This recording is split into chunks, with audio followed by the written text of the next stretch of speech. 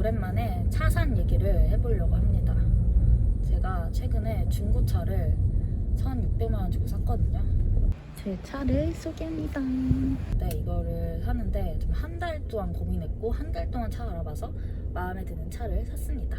절대 외제차 사지 말라 그랬는데 외제차를 샀는데요. 이거를 차 가격은 1,450만 원이었고 다 뭐 텍스까지 합해서 한 1,650만 원 주고 샀습니다.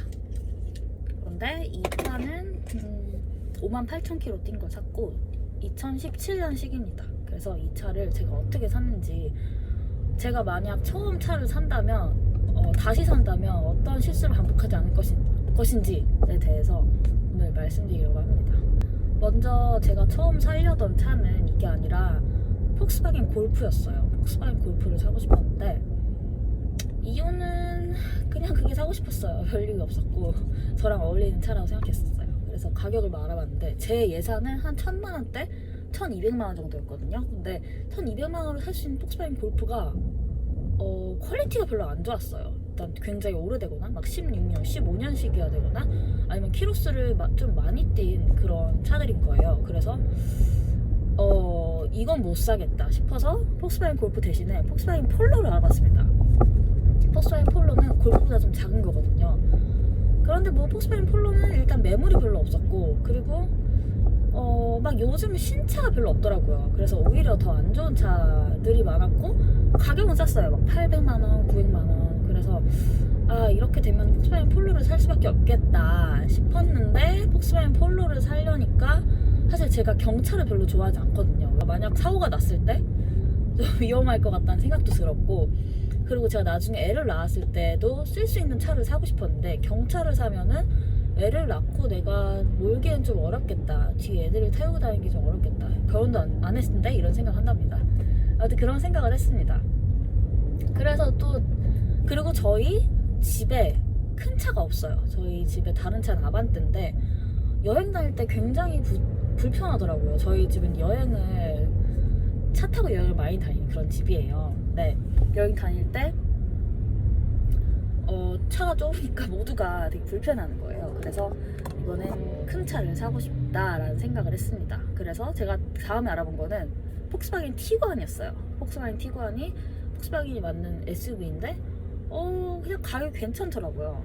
네, 그래서 제 가격에 맞는 1,200을 살려다가 한 1,400, 500까지 갔습니다. 그런데 거기서 마음에 안 들었던 게 또 생기더라고요. 그 가격대를 보니까 이 차 내부가 굉장히 올드해요. 그래서 막 CD 플레이어 있고 아니면 딱 봐도 이거는 너무 오래된 차다라고 느낄 수 있는 sorry. 또 색깔이 파란색이었어요. 사실 전 파란색 차를 사고 싶진 않았거든요. 저는 무조건 하얀색, 정말 안 되면 은색을 사고 싶었어요. 정말 조건이 맞죠? 그러고 싶었는데 아무튼 티구안도 그렇게 그냥 일단 마음에 별로 안 들더라고요. 그렇게 막 예쁘지가 않아요. 그래서 티구안도 포기했습니다. 그래서 내가 폭스바겐을 괜히 외제차 산다고 했나, 폭스바겐 말고 그 외의 것도 보자 했는데 의외로 벤츠나 BMW에 제가 살만한 그런 것들이 있더라고요. 그래서 그 다음에 알아봤던 거는 BMW 1시리즈예요. 1시리즈는 되게 작은 차인데 진짜 그게 너무 좋았던 게 후륜구동이고 운전하는 재미가 있대요. 그리고 그게 사회초년생이 많이 타서 매물도 진짜 많은 거예요. 왜냐면 타고 또 팔고 새로운 걸 또 살려니까. 그래서 정말 다양한 걸 골라볼 수 있었고, 그래서 제가 그 중에 하나 한 1,300만 원? 1,400만 원 정도를 보러 갔습니다. 그런데 제가 우리 가족도 타야 되고 제 나중에 있을 애기도 타야 된다 그랬잖아요. 근데 뒷자리가 가족이 타기엔 좀 어렵더라고요. 그리고 제가 자리에 앉아봤을 때 좀 제가 키가 작은 편인데 땅이 많이 붙어있는 느낌이 나서 제가 작은 키로는 운전하기가 좀 쉽지가 않다, 앞이 시야 확보가 잘 안 된다 싶어서 그냥 보고 돌아왔습니다. 처음에 좀 혼란스러웠죠, 많이. 그다음 어떤 차를 타야 되느냐 그러면서 또 앱을 엄청 찾았어요. 제가 앱을 엄청 찾았는데 제가 결국 찾은 거는 BMW 2시리즈의 뭐라지? 투어리즘? 조이? 아무튼 그런 거예요. 제가 산 거는 결국 이 차가 괜찮았던 이유는 일단 이 차는 BMW 중에 후륜구동이 아니라 전륜구동이에요. 그래서 운전 재미가 뭐 별로 없다 뭐 이런 얘기도 있는데, 뭐 저는 후륜구동을 사고 싶긴 했지만 그렇게 제가 완전 원했던 건 아니었기 때문에. 이 차를 사게 된 이유가 뭐였지? 일단 뒷좌석이 그래도 좀 넓어 보였어요. 전 뒷좌석이 넓은 차를 사고 싶었거든요. 엄청 넓진 않아요. 진짜 넓진 않은데 뒷좌석이 그래도 가족들이 타기 괜찮다라는 생각이 들었고, 그리고 제가 이렇게 살다 보니까, 이게 제가 자취를 하다 보니까 큰 짐을 왔다 갔다 해야 될 그런 일들이 정말 많더라고요. 그런데 우리 아반떼는 안 들어가지. 그리고 또 No, please. 아반떼는 잘 들어가지 않는 거예요. 그래서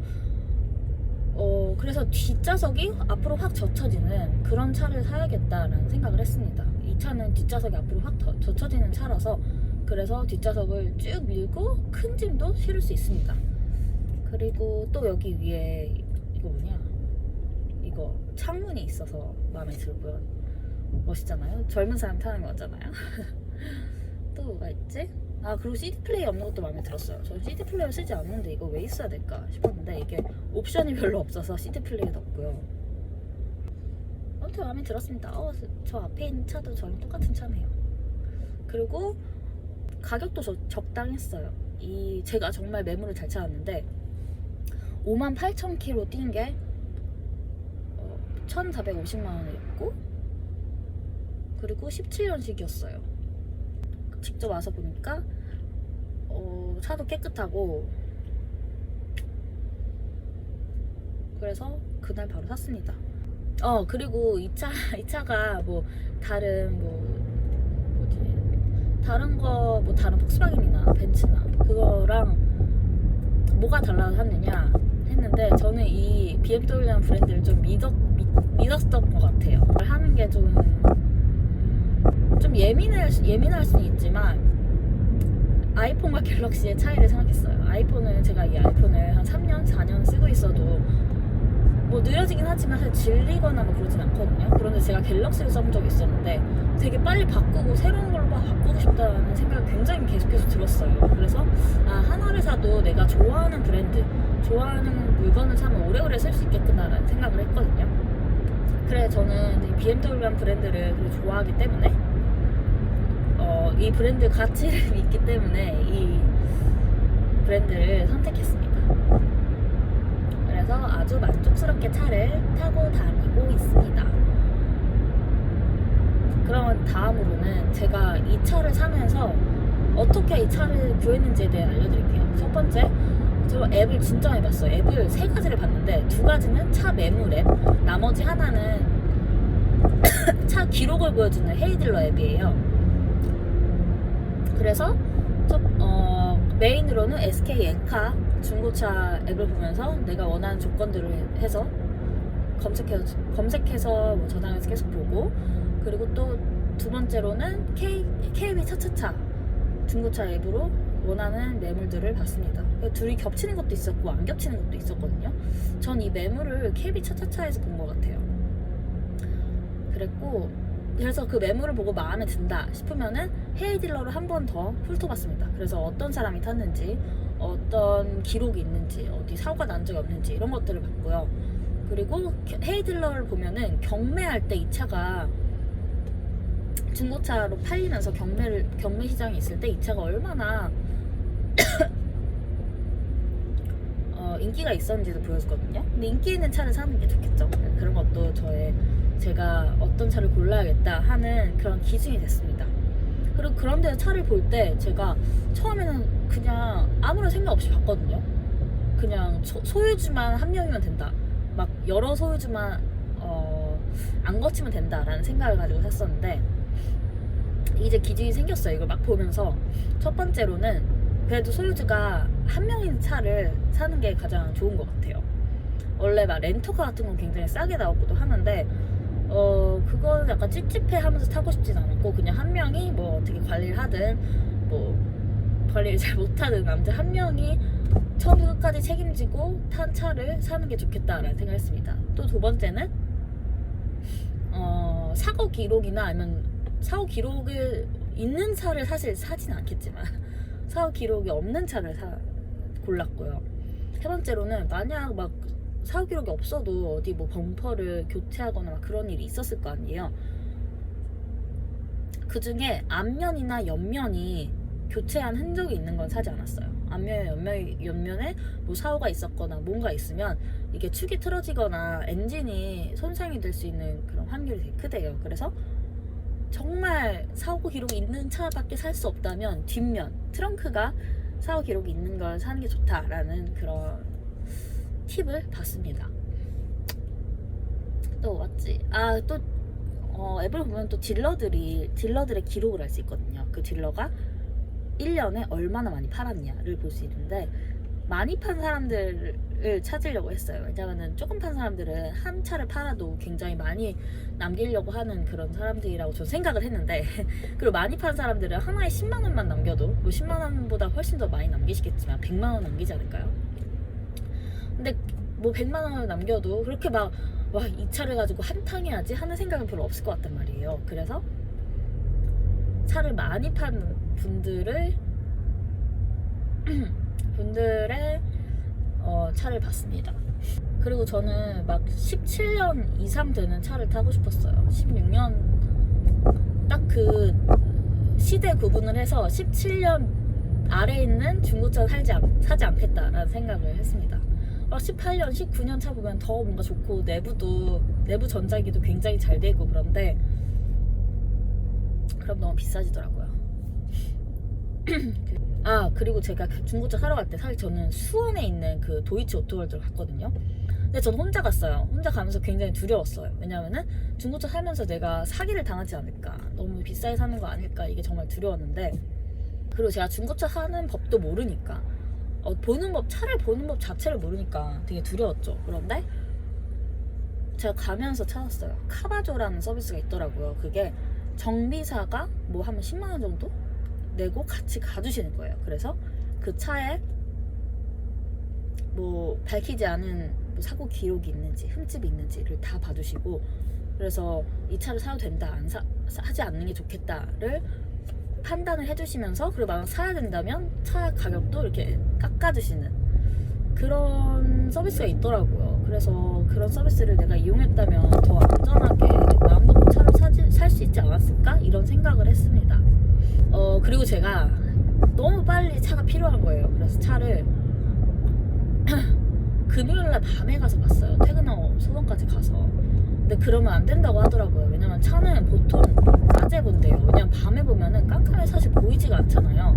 그래서 반드시 낮에 가서 봐야 된다고 합니다. 저도 밤에 가서 보는데 여기저기 좀 범퍼에 흠집이 보이는 거예요. 그래서 그거 얘기해가지고 못 봤으면 뭔가 흠집을 나중에 발견해서 좀 기분이 안 좋을 수 있었는데, 흠집을 발견해서 한 10만 원 깎았습니다.